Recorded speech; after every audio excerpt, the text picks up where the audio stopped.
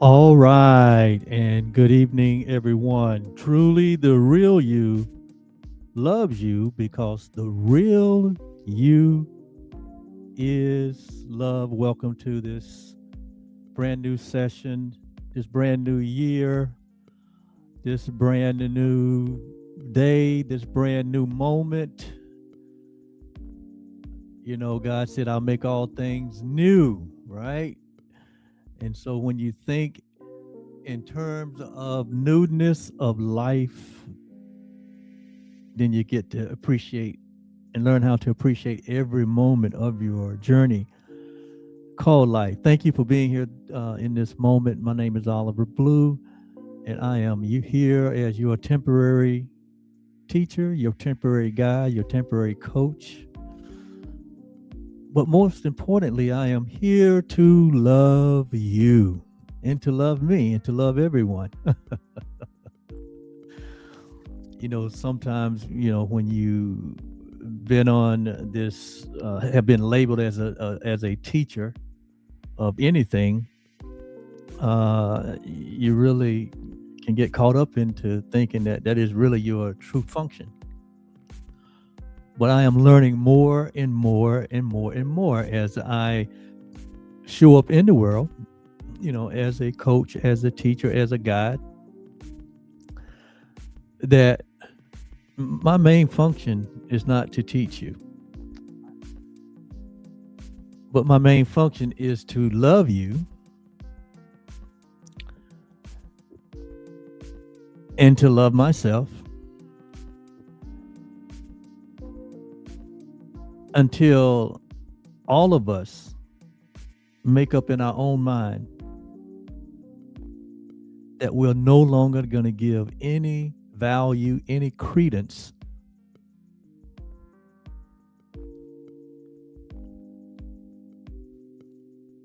to the thing that we made, to our personal history, that we're no longer going to accept the conditioning and the messaging and the falsehood and the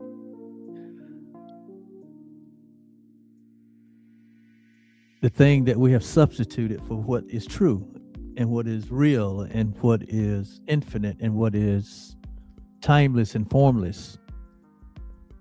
We're no longer going to hold on to those ideas about ourselves, but we're going to allow every illusion that we have ever held about ourselves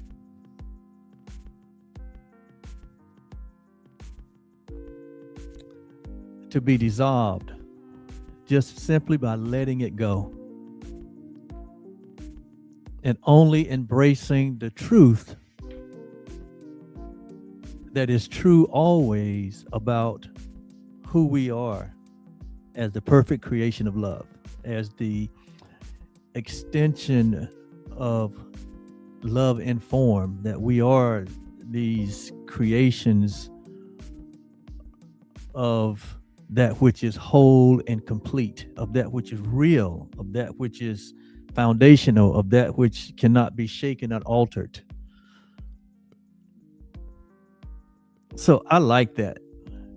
I like that I'm only here to love you and not to teach you, and to love you until, like Jesus said, until we let go of every illusion we have ever held about ourselves, every idea that we have ever held about ourselves, every falsehood, everything we've ever thought about ourselves that was misaligned with the truth about who we really are. In the Psalms, it says that we have not made ourselves, but we are the creation of love. We are the creation of God. And that we have all been reconciled back into this one entity. We've all been put back into that which was never apart. That how believe that we fail from grace, or that we separated from our source, or we separated from love, or heaven was interrupted, or that reality uh, was compromised, that the truth had come undone somewhere in our belief construct. We embraced and followed that idea, and in so doing, we have created this world that we now find ourselves in 2025. That if you look at the history of humanity, if you look at the evolution of humanity, there is this constant repeating of the same thoughts and the same action that have brought about devastating results. Tremendous amount of pain, tremendous amount of suffering to the species. Because somewhere down the line, we fell asleep. We fell asleep. Or we took the detour into darkness. We left the road of truth. We left reality. We made for ourselves a world that embodies the idea of separation, sin consciousness, guilt, and fear. And thus we have the recording of history of humanity and all of the proof that somewhere along the line we made an error. You know, we like to say that man sinned and fell from grace, but that's not that's not even a possibility. Somewhere, somehow, we made an error. And the good news is that errors can be corrected. And that's part of my purpose for being here, is to correct the error that we thought that we made, and that this error became our reality, right? And so today I just want to spend a few moments just sharing something that has really arisen in me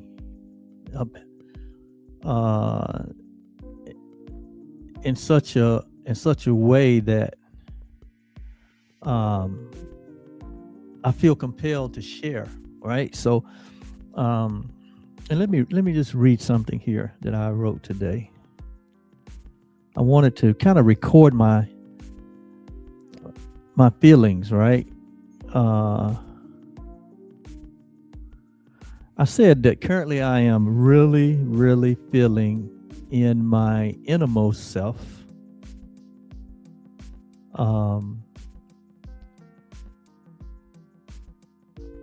and if I would really hear the whispers of my intuition, that in this current moment in the world, with all of the disharmony, all of the seeming misalignment, the seeming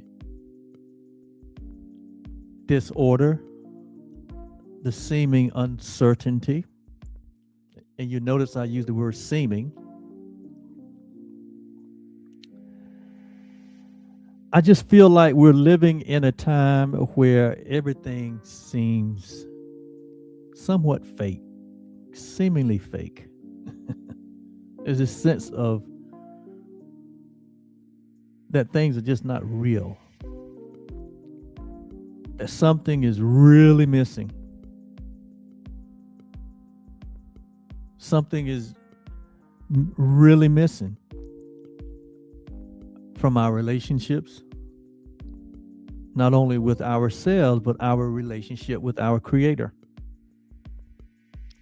and our relationship with each other.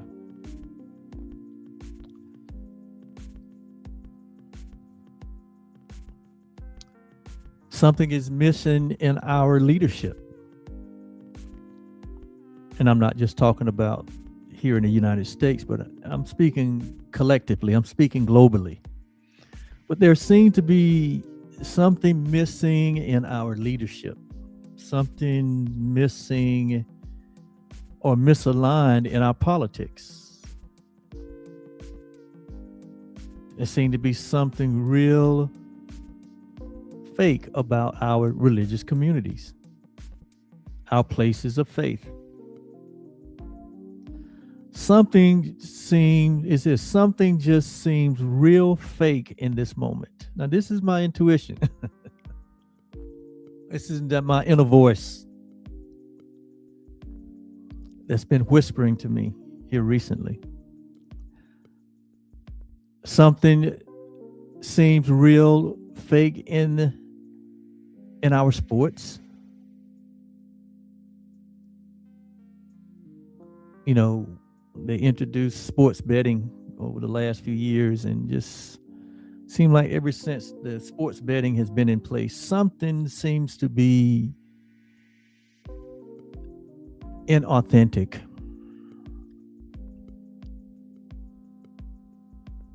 Something seems real fake in our arts. Everything feels, and I just wrote this, everything feels really, really fake. And that's just my intuition whispering to me.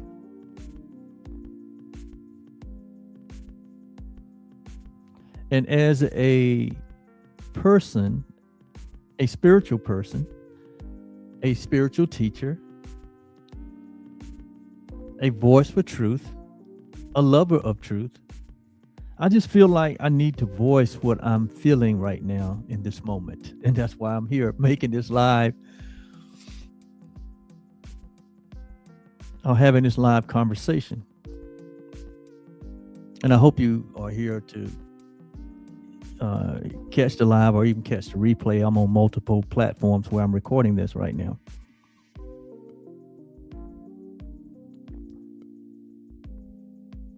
And I feel like I just need to voice what I'm feeling right now in this moment. Because I think everyone is feeling some level of the same thing.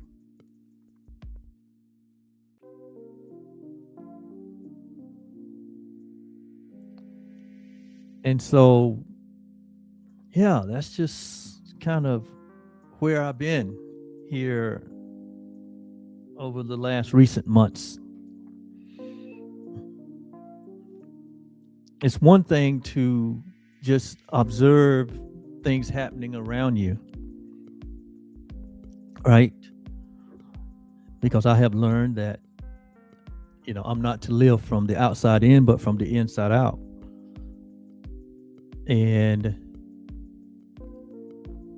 But it's another thing when there's this internal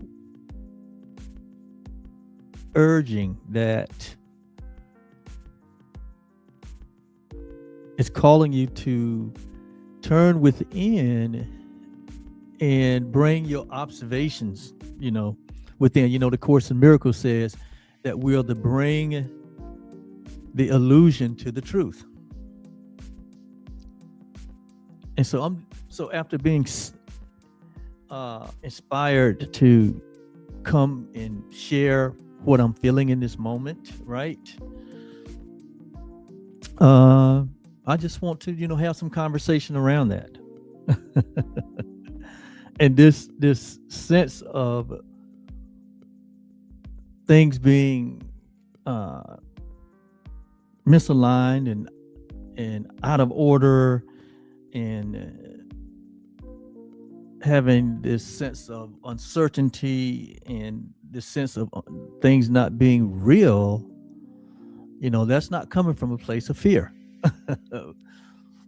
But I'm examining all of this, all of my feelings and emotions through the eyes of love. When I bring these feelings and bring these emotions in this moment to the truth, to the light,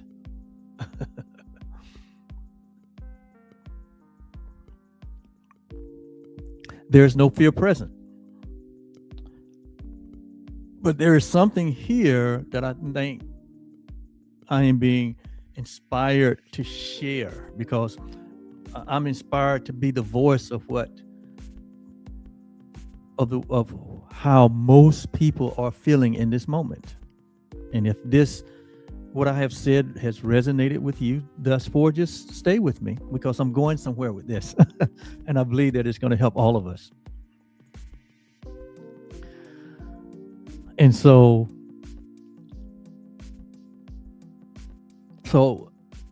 what I'm naming or experiencing is not real, it's not like I'm cynical or this is right, like just cynicism, but I think it's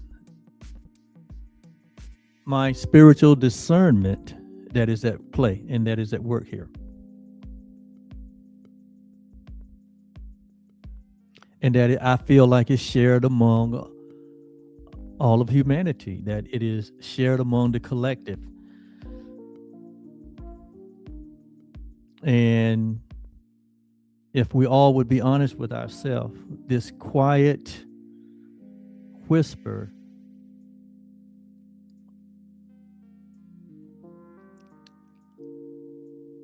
is the beating of all humanity. It's the beating heart of all humanity, that we all sense it. And how we respond to it is up to us. It's up to you. It's up to me. So I did a little research. So when I say things feel fake, what does fake actually means? So when people say fake, they usually think about deception, about being deceived, about something that is being misrepresented. But what my intuition is pointing to is something that is much deeper than fake as being deceptive or as being evil. But I see it's more of being a misalignment, that there's a misalignment in this moment. Like we have gone off the course of what is natural. We have left our first love, or that we have denied our very nature, which is love, which is unity, which is oneness, which is certainty, which is confidence.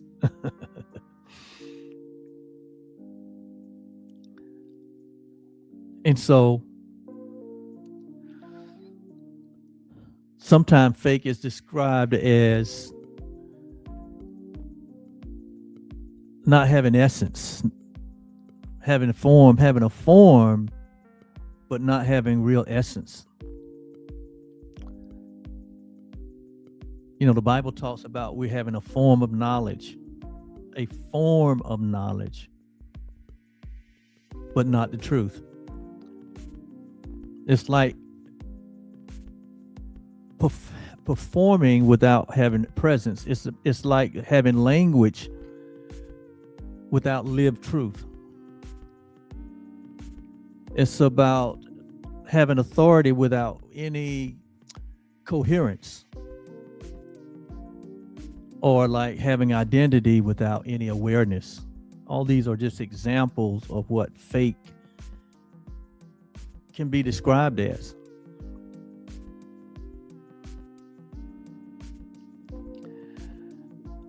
The Course in Miracle talks about illusions. It even say that the world is an illusion, right? And that the world that we see is an illusion of a world, that even the world that we see is not real, that we know that we live in this three-dimensional world where everything here is temporal, everything here is temporary, everything here is moving, everything here is vibrating, and it's moving and changing and taking on different forms and different expressions, like from day to day as we wake up and as we live our lives. Things change every day and in every moment. So what feels fake isn't that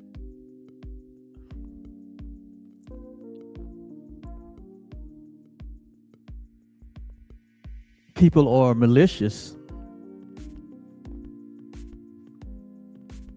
but it just feels like that we have left our first love, that we are living our lives without a conscious awareness to what is true, to what is eternal, to what is infinite, as though we have left our first love, or as that we have separated from our source.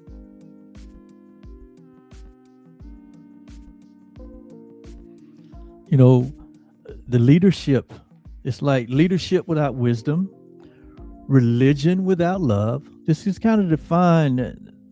This is kind of the outpicturing of what we all are observing in this moment. That the leadership lacks wisdom. That religion lacks love. That the art is becoming without soul, and that sport is without play, and that politics is without service. That people are not in politics now to serve; they're in politics to better their own self.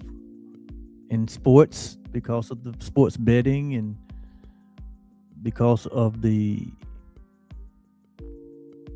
all that goes with sports, it seems like the real motive now is not necessarily winning, but it's more like making a name for yourself. And that our art is without real content, without real soul, and that our religion is without love. You look at most traditional religions right now, and it appears that we are more about supporting our beliefs and our doctrine than we are about the character of our leaders. And the leaders of our nation appear to be so much in a grab for resources and control over the masses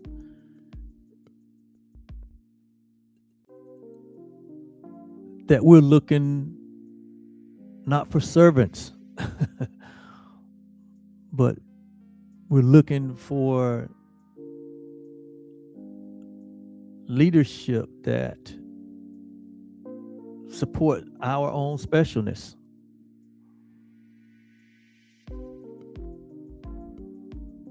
And so I'm not here like judging any of this. My feelings are not like a judgment.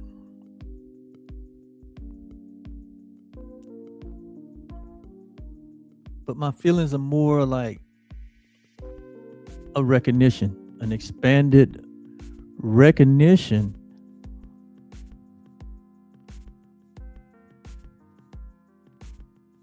that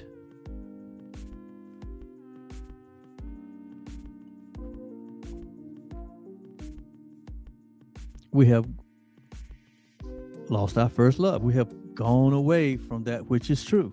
Over in Psalms 82, I just want to read a couple of these scriptures. It's a very short chapter, only 7 verses, but I want to read this. It said, God stands in the congregation of the mighty, and he judges among the gods. Big God stands in the congregation of the mighty, meaning his creation, and he judges among his creation, or he judges among us. It says, how long will ye judge unjustly and accept the persons of the wicked? Defend the poor and the fatherless. Do justice to the afflicted and the needy. Deliver the poor and the needy. Rid them out of the hand of the wicked. And this is the verse I wanted to get to. It says, they know not, neither will they understand. They know not. You've heard me say here many times that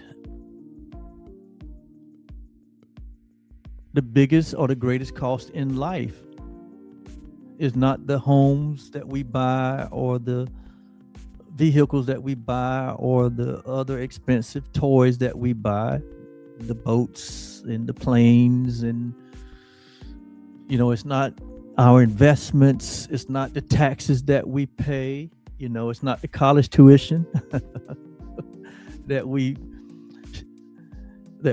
shove out to our university systems.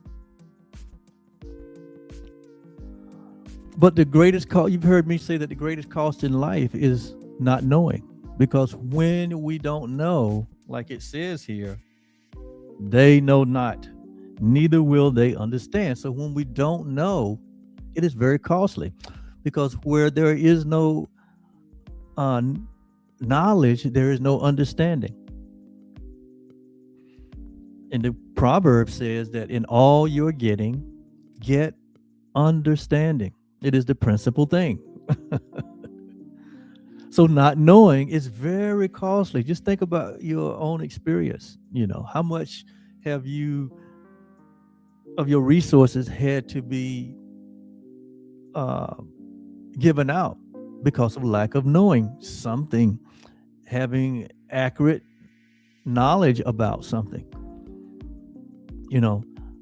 So not knowing is the greatest cost that we pay in life. And that's why it's so important that we're always on our growing edge, that we're always seeking to expand our understanding and to expand our knowledge and to expand our awareness. In other words, to always be in a growth mode, to always be learning.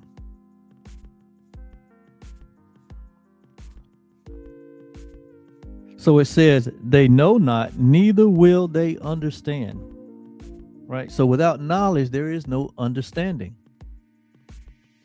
Understanding has to do with not seeing through your own eyes, not seeing through your own perspective, not seeing through your past experiences, but understanding has to do with standing under another point of view. Standing under another's perception. The Course calls it Christ's vision.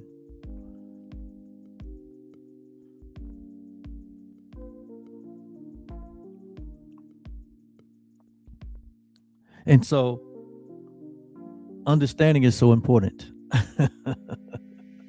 We have to be willing to let go of what we thought we knew, right? We have to be willing to open up our heart to something that is beyond what we already know. So it takes a sense of humility. It takes a sense of humility in order to understand, to stand under another, so that you can see from a with more clarity, so that you can see with more awareness, for the sole purpose of what? Understanding. And so it says, neither will they understand.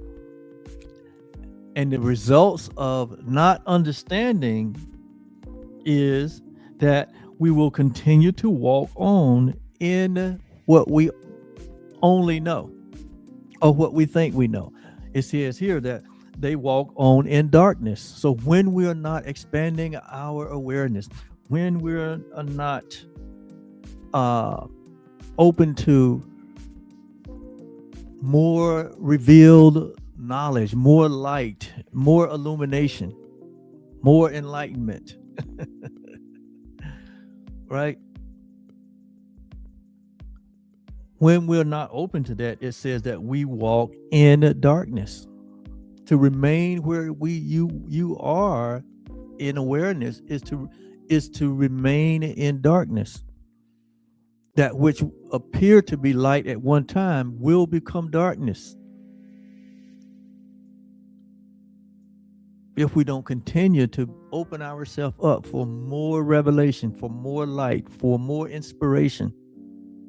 That's why communities like this are so important. That's why being in a community, or in fellowship, or in communion with others that are growing and expanding and are learning,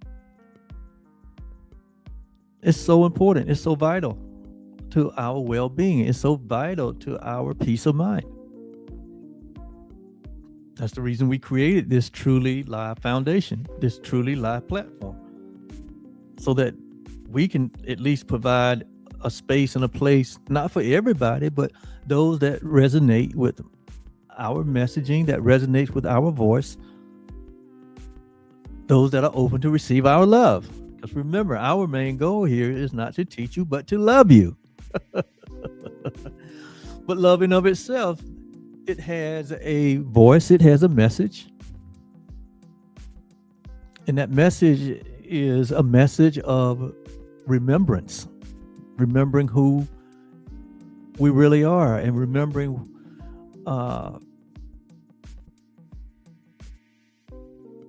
the timeless and the changeless source that we continue to be one with. It says, so they walk on in darkness, and all the foundations of the earth are out of course. So you see the progression here. They know not. So knowing is so important. Knowing is more valuable than any belief system that we can embrace, or any construct, because belief system is no more than a construct. It's an idea. It's a concept. And it's based, these constructs, these belief systems are based on limited ideas. It's based on a limitation.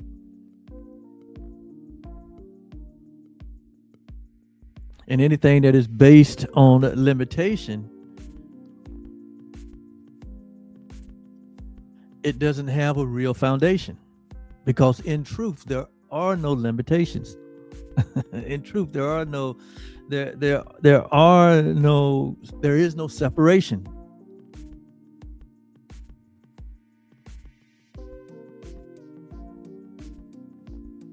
In truth, there are no limits.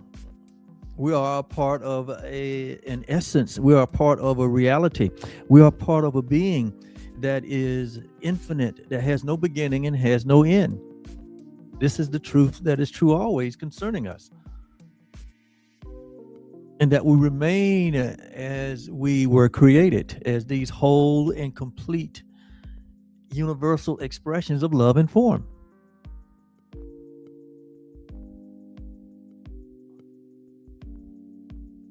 Like Jesus said, I and you and me, we're one. we're in the Father, and the Father are in us. We're one. So whatever the essence of God is, whatever the essence of love is, that is our very own nature. And there is no limitations in God. Love is all encompassing. God is all encompassing. Therefore, we are all encompassing.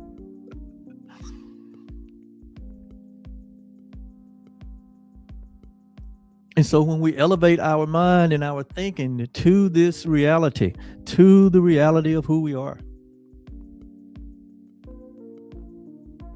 that is a knowledge. That is a knowing.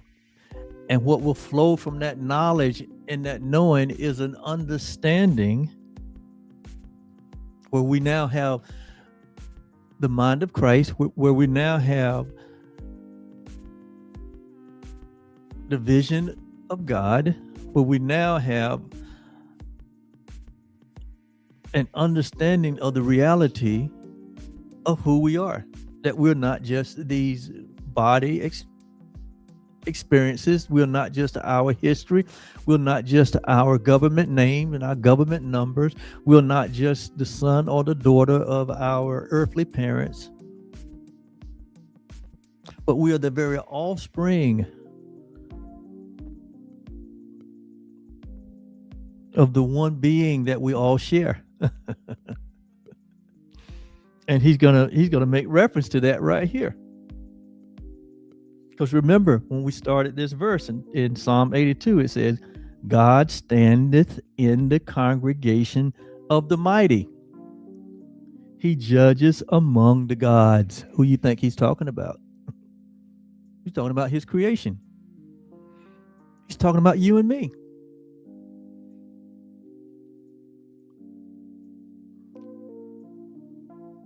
And so from this knowing, there comes an understanding. We get vision. We now can see as God see. We see as love see. We see the wholeness and the beauty and the completeness of who we are. We see the oneness that we share.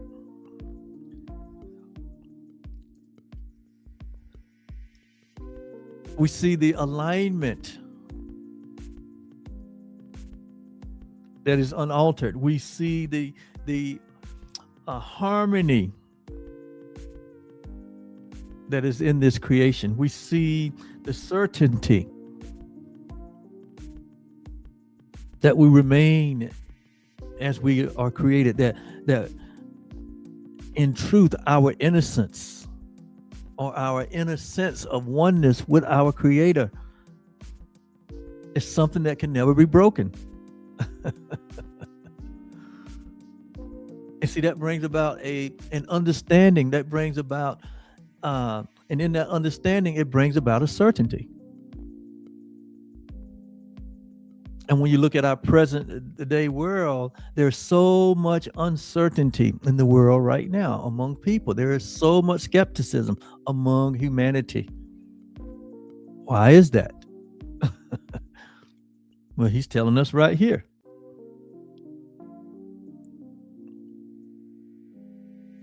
That we know not, neither do we understand. And as a result of that, we walk in the darkness. And this is not a judgment. This is not a rejection.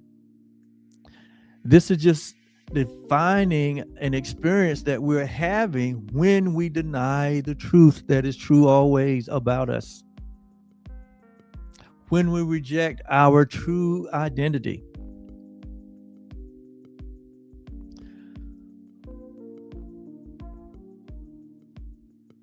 And so he says, so darkness comes over us.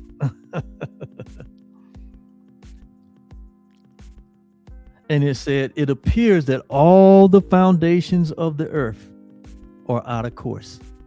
Does it seem like that's the movie that's being played here in 2026? That all the foundations of the earth are out of course. That everything seemed to be misaligned. When humanity rise to a level of thinking to where we no longer value life. We no longer value each other based on what can be seen with the natural eye.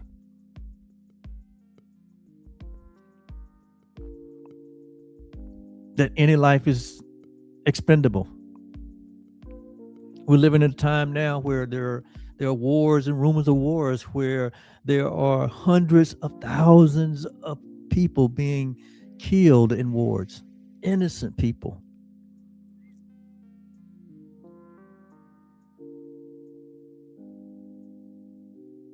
And our politics say that it's acceptable.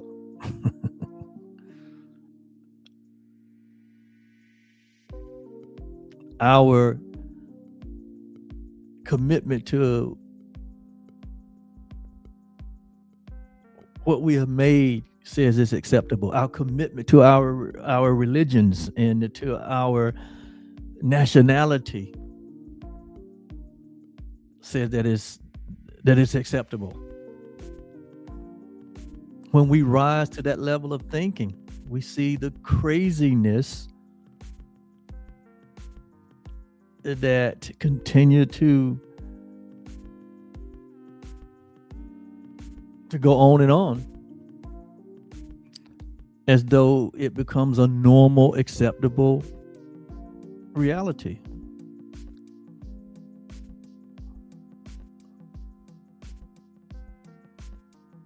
But that's the farthest from reality. Your inner man, your inner spirit tells you that something is out of course. But here it says that what happens is, he said, all the foundations are out of course.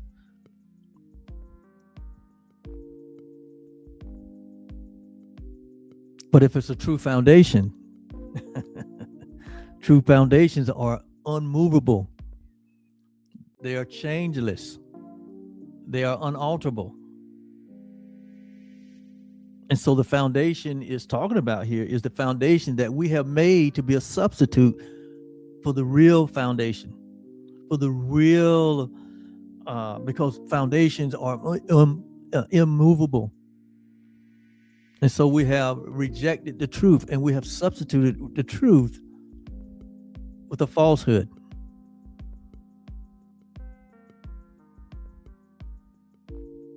And then it goes on to say, I have said ye are gods. He says, I have said that ye are God, or ye are of the God kind. Ye are of me. Ye are like me. I've created you in my image and in my likeness. I have said this. I have done this.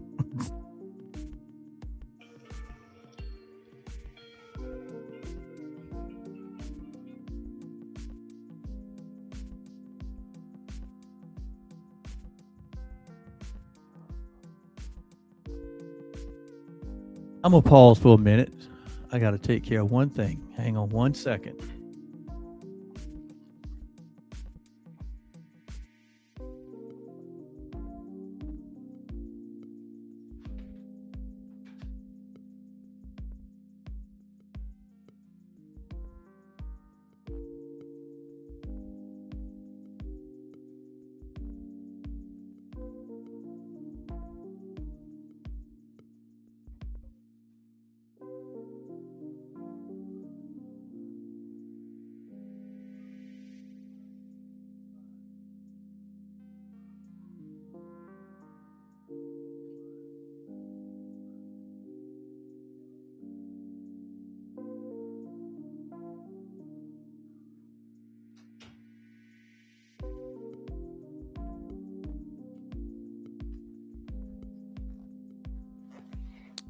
All right, I'm back. Where was I? I have said ye are gods, and all of you are children of the Most High. So what is that saying? That all of us are what? In the image and likeness of God. That we're all an extension of the Most High God. That we're all an extension of love. All, that means that there are no exceptions. No exceptions, because what? Love must be total. There are no exceptions. But when we value life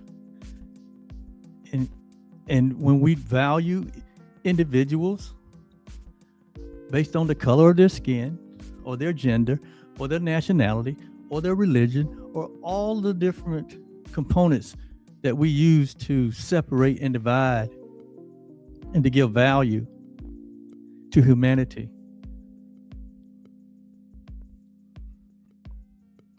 to promote inequality, all these things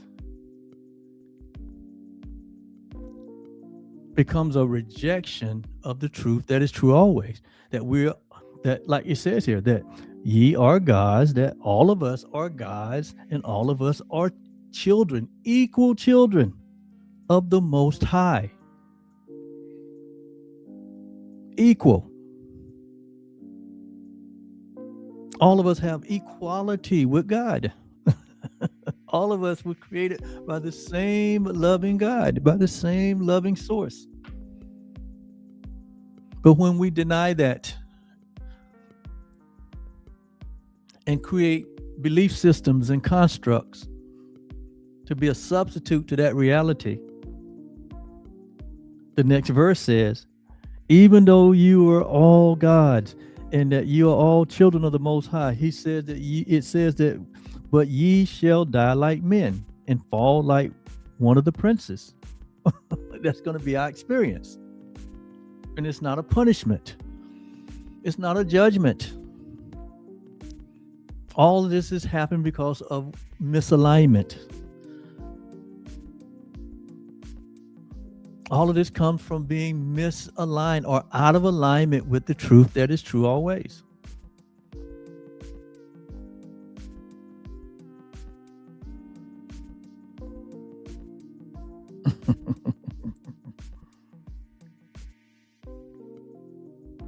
And so what I'm feeling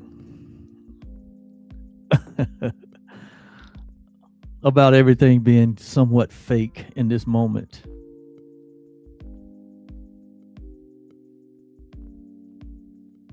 I want you to know that these feelings that I'm having and that you're having, they're not facts. But they do serve as a messaging to remind us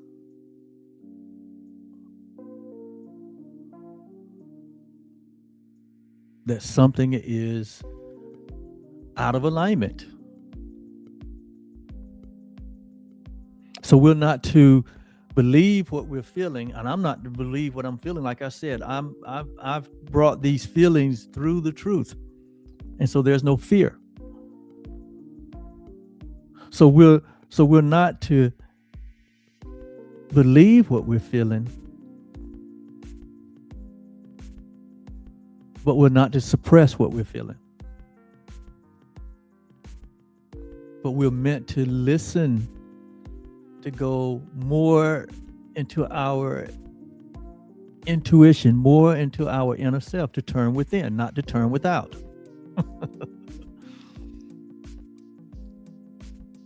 And listen even more beneath the noise. Listen even more beneath the feelings, beneath the emotions.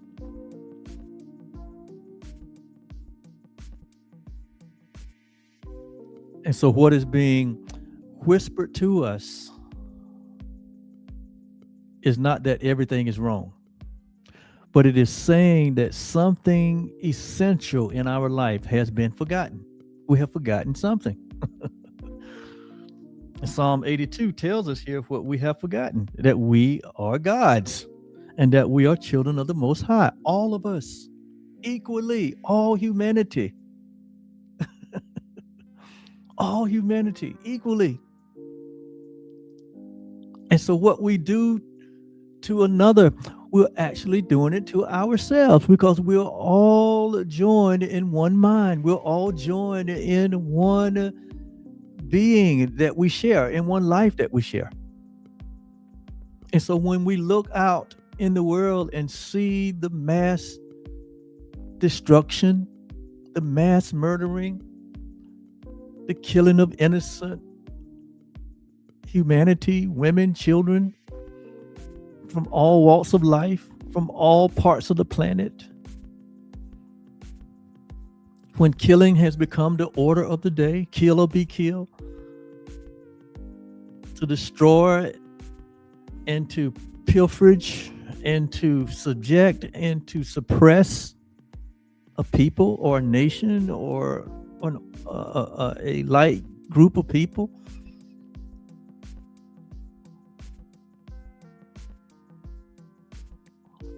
Don't we see in this moment where the real issue is? It's a lack of knowledge. It is a lack of knowledge that causes us not to understand and to walk on in darkness, as though all of the foundations of the world are out of course.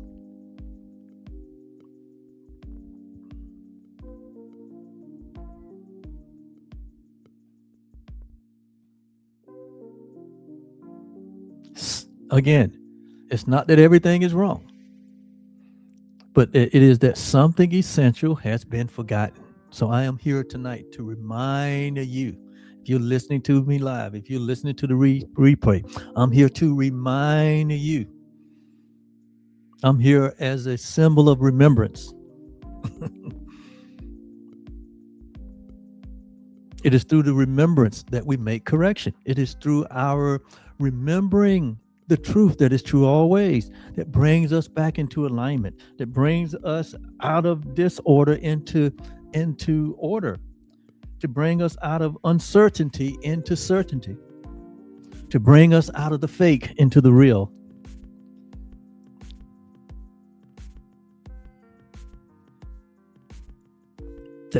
And to remind you that the tiny mad idea of separation, it really never occurred. That we remain connected as one, that we remain as God created us. That the belief, that the construct of separation, it really has never occurred. So our feelings serve as a real holy purpose.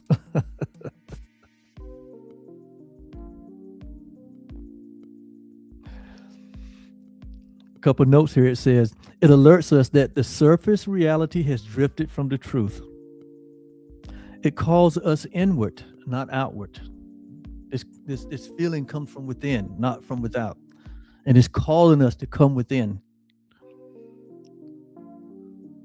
It invites us to embody what we already know, and not to merely comment on it, but to embody it.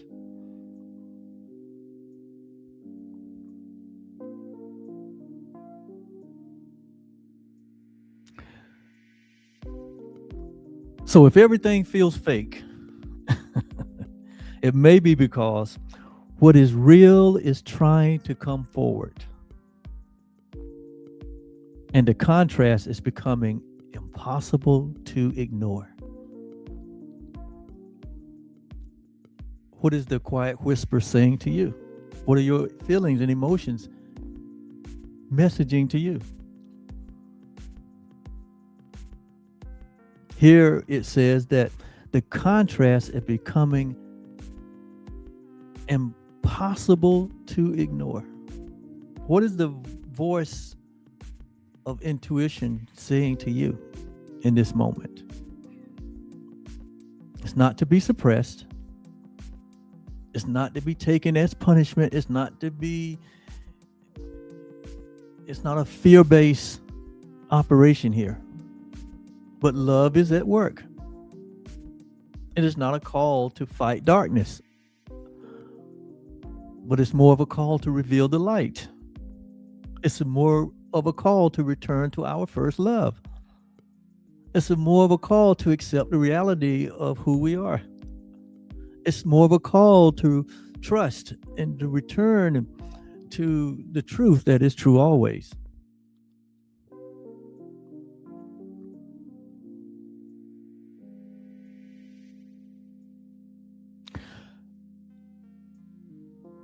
So, how do we integrate these feelings into the truth of what we already know? Because we already know this. Eternity have been placed in all of our hearts. The knowledge of God is in all of us. Every single solitary person. There is not a person on this planet right now that the knowledge of God is not in their remembrance.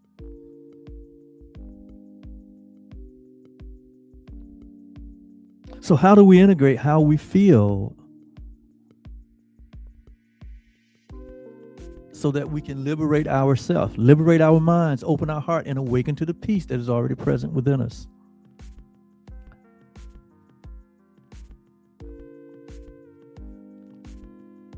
So here's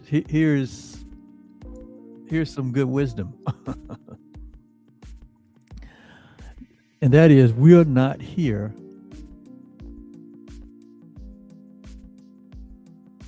to fix the world.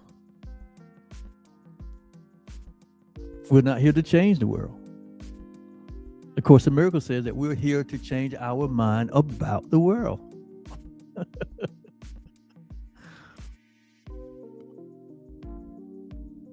So this sense of fake that we may be sensing or feeling, it's not for us to respond by trying to heal that which is not real. Because the separation is not real.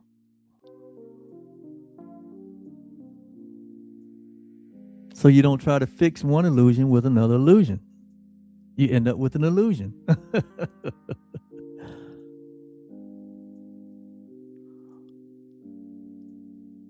So we're not here to heal the world. We're not here to fix the world.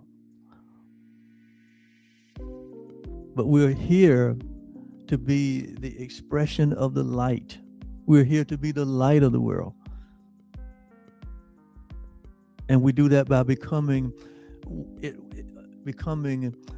one with that which is our reality. And that we are only here for love, and that our life is to become the reflection of love.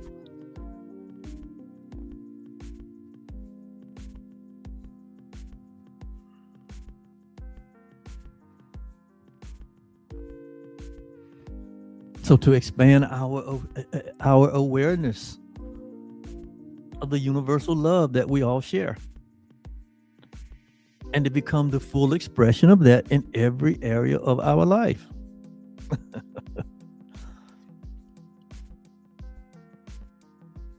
Yeah.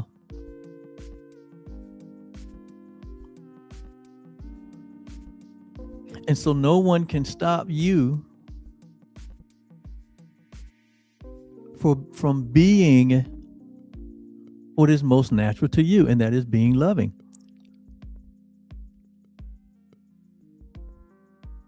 And to express in that love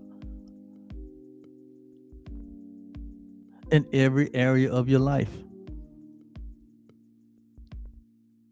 To let go of all of the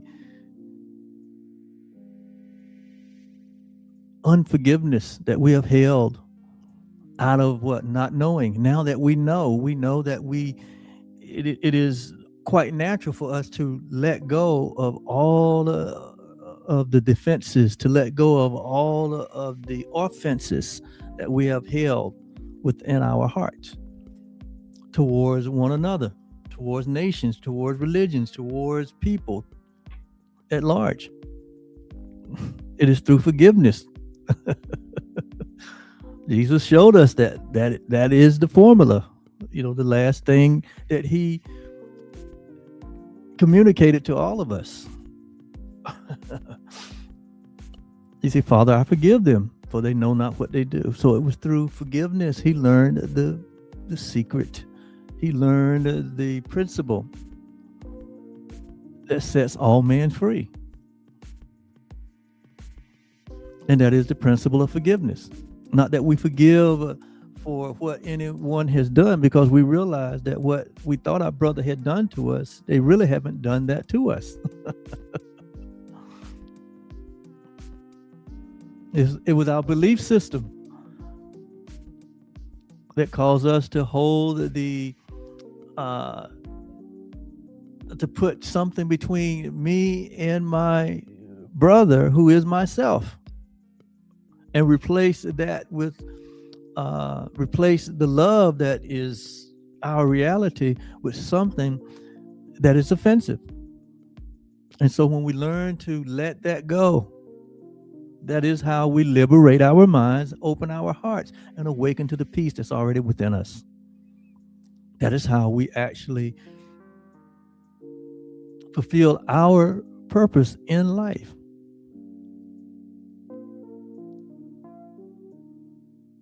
That is how we become, like Jesus said, ye are the light of the world. You are the one that reveals light. You don't fight darkness, right? But you reveal light.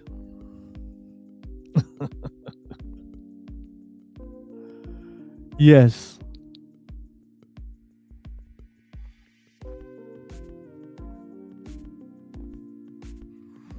And so I'm going to close by making a few statements here.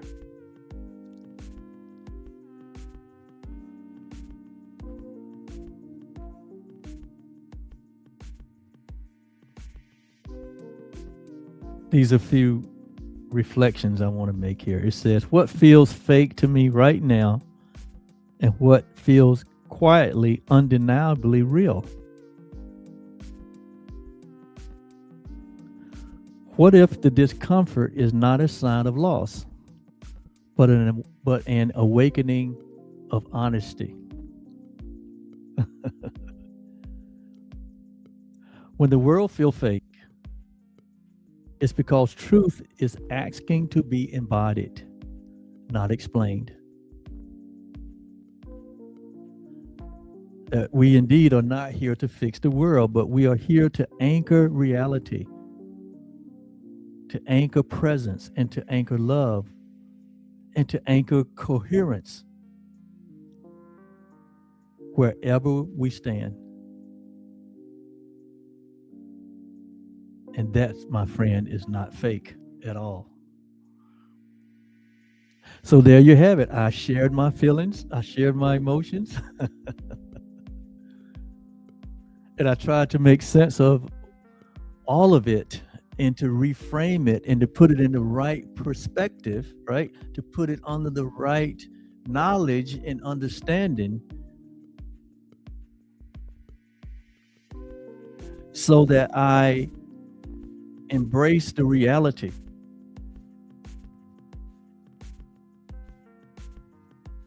that all humanity are of the God kind and all humanity are children of the Most High equally. And so with that, how could I not but love my brother or my sister? Taking from them, oppressing them, killing them is not an option. Because what I do to my brother, I do to myself. Because my brother and I are one. And so with that understanding, it is easy to be the carrier of light, to reveal light, to be the light of the world, to not fix the world, but to reveal light. And in the revealing of light, all the dissolution, all the illusion of darkness, all the darkness is dissolved. And not one bullet is fired. Thank you so much for bearing with me tonight. And hey, these are the kinds of impromptu sessions we're going to be having here in 2026 with Truly Live. And we invite you to join in the conversation.